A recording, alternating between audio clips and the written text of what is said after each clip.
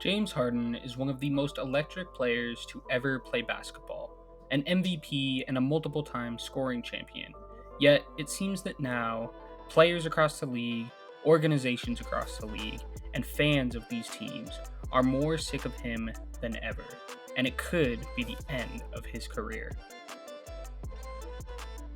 With the third pick in the 2009 NBA draft, the Oklahoma City Thunder select James Harden of Arizona State University. Did the people in the inner circles of the NBA see this coming? They didn't want to give Harden the max. Their position was everyone who's re-signed here has sacrificed a little something, even Durant, even Russell Westbrook. So they were looking for Harden to be willing to take a little less than the max to stay. When the sides couldn't come to terms, we know Sam Presti, the Thunder GM, is pretty decisive, so he turned around quickly and today started working on trades. And the Rockets, their interest in James Harden has been known for quite a long time. Thank you for showing us what it takes to be the NBA's most valuable player. James Harden! He can put in points from all over the place. He's an assist waiting to happen. James Harden might be the most unguardable player I've ever seen. This is James Harden's year.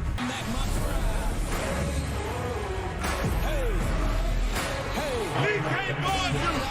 Stared at Wesley Johnson, and then he hits the three. And the Kia NBA most valuable player goes to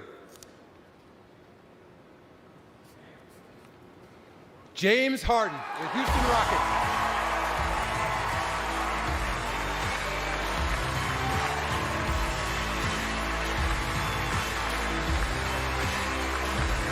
Insiders have been reporting that James Harden wants to be traded. He's made it clear.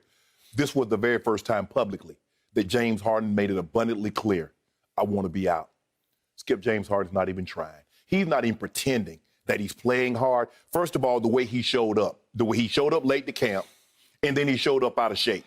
Now, James Harden, with that body that you see, can drop 40, but he needs to drop 25, as in pounds. I agree. Skip, he doesn't even care. He's not even trying. He's not even pretending.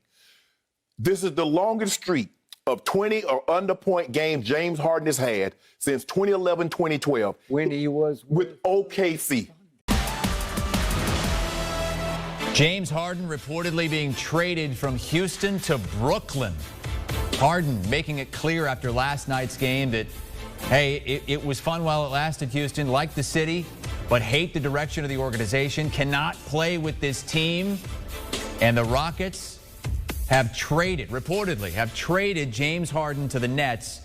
It's a deal that it involves either 3 or 4 teams at this point. There are reports that the Pacers are moving Victor Oladipo to the Rockets for a package around Karis LeVert. A lot of moving pieces at this point, but let's focus on the main thing right now, and that's James Harden. A reigning scoring champion being traded. Haven't seen that in 16 years when Tracy McGrady was traded from the Magic to the Houston Rockets. This time it's James Harden, 3-time reigning scoring champion, being sent from the Rockets to the Brooklyn Nets. It says something about a trade if we can simultaneously have been talking about it possibly happening for months and have it knock everyone over when it comes through. Durant, Harden, Kyrie, all on one team. It's a dazzling collection of basketball talent. Durant on his way to proving he's right back up there with LeBron as the best player in the NBA. Harden, one of the game's greatest ever scorers, who's finished top 5 in MVP voting 6 of the past 7 years. Kyrie is the league's best ball handler who can flat out perform magic around the hoop. They are 3 of the most outrageously talented players in the league. But they're also, of course, 3 of the NBA's most distinct personalities, making all of this potentially explosive in about 100 different directions, both good and bad. So many questions about Harden right now. What do we know? What we know is from what the people that I've spoken to, he wants out of Brooklyn. He does not want to be there. Now, he hasn't completely gone nuclear the way that he did in Houston, where he's showing up late or refusing to show up at all or what have you. One executive described it to me as him being at a 60% level. Another player echoed that sentiment. Whereas he went 100 at Houston, he's at about 60 right now. And Kevin Durant obviously would have something to do with that. Sorry to interrupt you, Perk, but we have a trade coming in right now from our Adrian Wojnarowski. The Brooklyn Nets are trading James Harden to Philadelphia for the 76ers. Ben Simmons, Seth Curry, Andre Drummond, and 2 first-round picks. That's according to our Woj. Making his Philadelphia home debut at 6'5" from Arizona State, number 1, the Beard, James Harden. Daryl Morey is a liar, and I will never be a part of an organization that he's a part of. Let me say that again. Daryl Morey is a liar, and I will never be a part of an organization that he's a part of again. Thank you, man. Yo, what is up, everybody? Welcome back to another episode of NBA Now. It's your boy Dom, and we're going to get right into things here today. And if you guys do enjoy, make sure you guys drop a like and subscribe for more. Without further ado, let's talk about James Harden. Now, to talk about the current situation going on with James Harden, we have to take it back all the way to the beginning. Now, James Harden was born August 26, 1989 in Los Angeles, California. He grew up there, played high school basketball there, then went on to play at Arizona State. He played 2 seasons of basketball at Arizona State, in which he was getting comparisons of the likes of Manu Ginobili, to the point where he was finally drafted 3rd overall to the Oklahoma City Thunder after having his best season in 2008 and 2009, in which he averaged over 20 points per game for Arizona State. After Harden was drafted to the Oklahoma City Thunder, he projected to have a very early good career. He won a 6th Man of the Year. He increased his scoring averages and efficiencies all 3 of his first seasons in the league, and helped the team make a finals in only his 3rd season at just 22 years old. Now, he was a part of the core of Kevin Durant, obviously himself, and Russell Westbrook, that went on to lose to the Miami Heat in the finals in a tight-fought series. Well, maybe not a tight-fought series, but a more fondly looked-on series now than it was at the time. Then he gets traded to Houston. Oklahoma City decides that they don't want to pay him, and so they decide to move on from him. They, that summer, after going 47-19 and making the NBA Finals, and even taking a game against prime LeBron James, traded him for Kevin Martin, Jeremy Lamb, 2 future first-round picks, and those picks became Steven Adams and Mitch McGary. I don't even know who Mitch McGary is. So, not the craziest trade package of all time, but obviously Steven Adams became a good player for the Thunder for a long time, and is still a good player to this day playing for the Memphis Grizzlies. Once James Harden got to Houston, though, is where his career completely changed. He went from averaging about 15-16 points per game, being a 6th Man of the Year candidate, and trying to continue to improve and help the team off the bench, and to try and move into a bigger role in the starting lineup, which is a big reason why he got traded. He goes to Houston, starts all 78 games that year, averages over 25 points per game, gets himself in All-Star conversations, gets himself in MVP conversations, and only continues that for the years to come. Once he got to Houston, he never looked back from 25 points per game and got all the way up to the likes of 36 points per game in a NBA season. Just in 2018-2019, we saw him average 36 points per game in 78 games played, and the year prior, he had won MVP. Now, James Harden had been the runner-up for MVP a couple times prior to him winning it, but he finally got it done that season, and controversially, should have probably been his second one, if you ask some people, and maybe should have won another one in Houston. So he was very, very good in Houston, won 3 scoring titles there, He was a one-time assist champion there, and he pretty much just dominated the league and looked like one of the best offensive players of all time. He also was a runner-up for MVP 3 times while in Houston, but he became disgruntled. He wore the fat suit, he got his way out of Houston, he looked for other teams and other places in which he hoped to win a championship. As in Houston, his best opportunity was the year where him and Chris Paul were able to take the Warriors with Kevin Durant to 7 games, but then they had that blunder of shooting, I think it was like 0 of 17 from 3 in that game, and absolutely lost that to the point where, Golden State, who had injuries themselves, was able to overcome it, go on, make the finals, win the finals, and it will be a forever what if on what if Houston just made a couple threes that game, right? So he wears the fat suit, forces his way out, wants to go to Philly, ends up being traded to the Brooklyn Nets in a massive deal in which the Nets received James Harden and a 2024 second-round pick from the Cavs. The Rockets received Karis LeVert, Kurucs, 3 first-round picks, and 4 first-round pick swaps, and then Dante Exum and a 2022 first-round pick from the Cavs. So all those original picks were from the Nets. And then the Cavs received Jared Allen, Taurean Prince. I'm not even going to try to pronounce this dude's name, but he was the 57th overall pick in 2017. And so it was a blockbuster deal. It set up the Cavs for the future, as they obviously got Jared Allen in this trade, which allowed them to have their Twin Towers duo of Evan Mobley and Jared Allen, in which they even further got Karis LeVert later on from the Rockets at that point. Well, no, they got him from the Pacers because Karis LeVert was rerouted to the Pacers. But it was a huge deal, originally only a 3-team trade that got expanded even further once Karis LeVert was moved and etc. But it ends with James Harden with Brooklyn, with Kevin Durant again, and with Kyrie Irving this time. So yet another big three with James Harden and Kevin Durant on it. But we all know the infamous foot on the line situation. Now, Kevin Durant maybe has shoes just a little bit too big, and that might have cost them the series, as obviously it comes down to Game 7, his foot's on the line, it only counts as a 2, Milwaukee goes on to win it, and Brooklyn becomes a what-if in themselves. So this is 2 times now in which James Harden has had the opportunity to potentially win a finals, but something small just takes that all away from him. Eventually, he becomes disgruntled with the Nets and again requests a trade to get to what his preferred destination was the first time in the 76ers. Now, that deal gets done, in which we see Ben Simmons, a former number 1 overall pick, moved for James Harden, where Brooklyn gets Ben Simmons, Seth Curry, Andre Drummond, a 2022 first-round pick, a 2027 first-round pick, and then Philadelphia got James Harden and Paul Millsap. Now, that was not that long ago. That was only about a year and a half ago at this point. But that feels like 2 or 3 years ago at this point. It feels like so much has happened in the league in just a couple years, and it seems that we're so much further away. I mean, it's not like James Harden wasn't an all-star that year. He was an all-star in the year where he got traded from Brooklyn to Philly. He only played 21 games in Philly that first season, only averaged 21 points with them on about 40% from the field and 32% from 3. So not prime James Harden numbers by any means. And I think at that point, we were starting to see the decline of James Harden, although his assist numbers still stayed high, because ever since 2020-2021, in which that was the year where he went from Houston to Brooklyn, his assist numbers have stayed above 10 assists per game, which previously had only ever happened once, which was in 2016-2017, where he averaged 11 assists per game and nearly averaged a triple-double that season, which should be noted as well. That's, I believe, the same season that Russell Westbrook averaged the triple-double as well. But this last season gets traded to Philly the year before and has a very decent season with Philly this last season.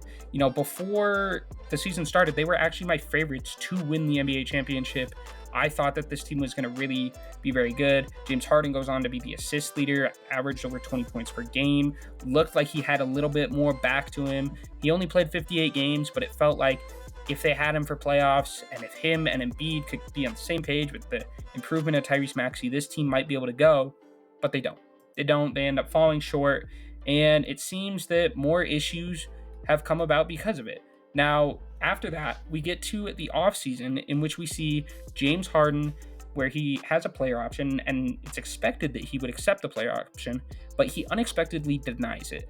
Now, speculation swirls on that, on Daryl Morey verbally agreeing to him to give him a longer-term contract, but then backing out on that and not offering him one, which led to him accepting his player option. And immediately afterward, he demands a trade from the 76ers. This now becoming his 3rd trade request within just as many years, and it just seems like it's becoming a swirling situation in which nothing can get done around this guy when it comes to trying to win basketball games. But he then publicly calls Daryl Morey a liar, which is similar to things that CP3 and Carmelo Anthony said back when they were Rockets, in which they played under the general management of Daryl Morey as well, because he was the general manager of Houston before he was the general manager of the 76ers, which was a large part in why James Harden wanted to go there in the first place.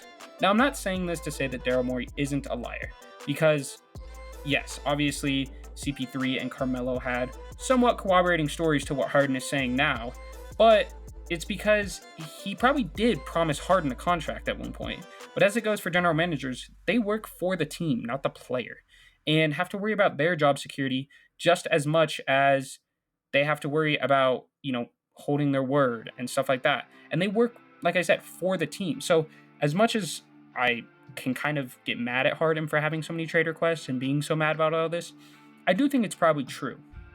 Now, Morey probably gave him the offer and rescinded it, and I understand that why, because Harden's older. We've seen a clear regression in his game. He's not what he was back when he was in Houston, and I also understand why Harden would feel a type of way about that decision, because obviously if somebody's going to offer you, I assume, a 4-year, nearly $200 million contract, and then they take their word back on that, I would feel a type of way too, because that's a lot of money. That one contract alone is generational wealth, and I think James Harden was hoping to get that last big contract of his career, which at this point it seems like he might not get, and he probably blames Daryl Morey for that, even though some of it is on his play on the court.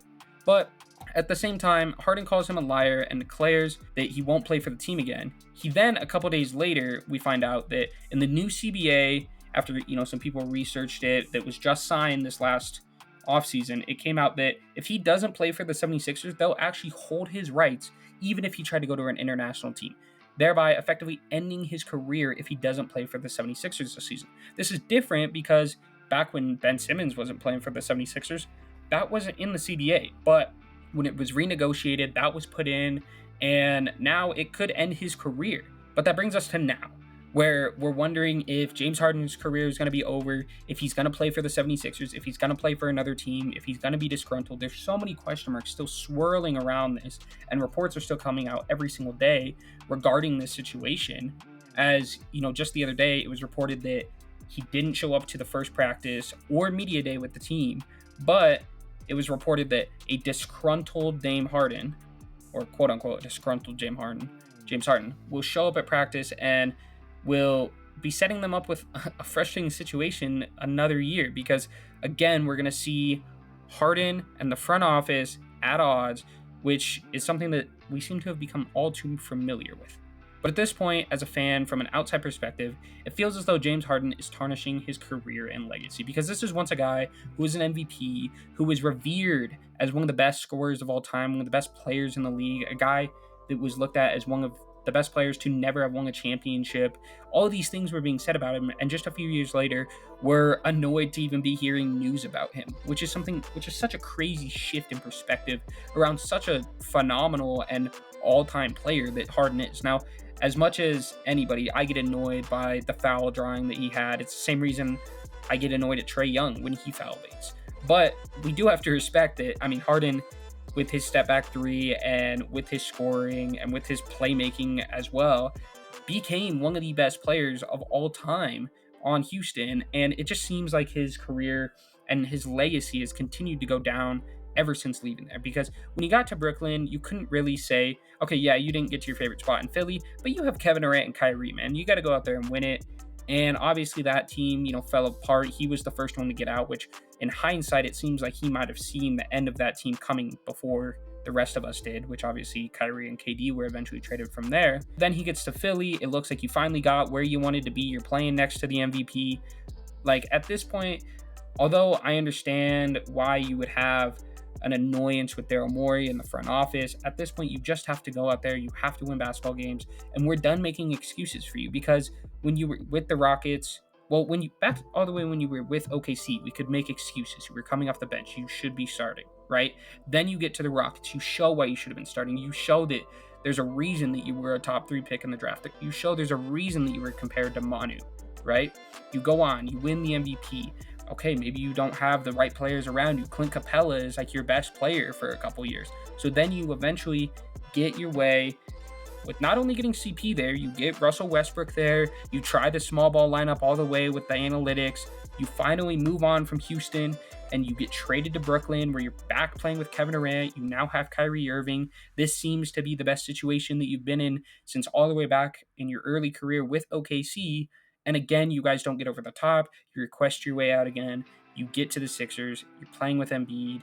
And again, it seems like you just want out again. So it doesn't seem that anything will satisfy Harden. And it's sad, because it just seems like he wants to be gifted a championship, which I think nobody gets gifted a championship. We just saw a quote come out from Dame and Giannis where it was like, they got traded and they were like, on paper, it looks like we're the best team in the league. But dude, we got to go out there and we actually got to show up. We got to win this. And that's exactly what it is. Because as much as on paper is cool to look at and say, okay, this team looks like they're better than everybody else, unless you actually go out there and show it, then you're not going to win a championship.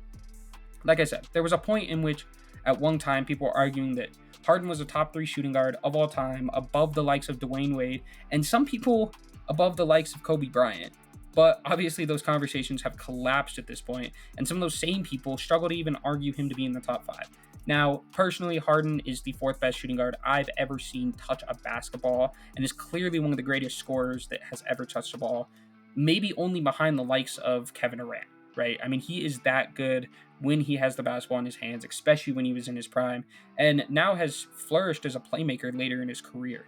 But it seems that his legacy isn't that important to him, and he's been tarnishing his legacy over this last stretch of his career, in which it seems that ego seems to be more important than his actual production on the court. Yet last year, before the 76ers season started, again, I thought that they were going to win the championship. I thought that this team had what it took. Obviously, I really liked the duo of Embiid and Harden, and I liked the pieces of Tobias and Tyrese Maxey, etc. around them to help them get there. Now, am I damn glad that didn't happen as a Nuggets fan? But I struggle to picture them having home court advantage in any playoff series or competing to make it out of the East alone, especially with the additions to the likes of Milwaukee, to the likes of Boston. And although Miami lost players, they still went to the finals last year, and I'm sure that they're going to find somebody to rejuvenate that roster. They're going to try to make a move. I doubt that Pat Riley stays pat, and it seems that the Sixers are stuck. Now, I've seen Embiid be frustrated about that during media day, saying that he doesn't want to waste a year of his career. And I've seen, obviously, the disgruntledness with Harden. It just seems like a toxic situation in which, at this point, I don't see the 76ers getting out of the East, let alone winning an NBA championship. The Philadelphia 76ers had their media day, and Mr. James Harden was a no-show. I like James Harden a lot, but he's been acting like a damn child.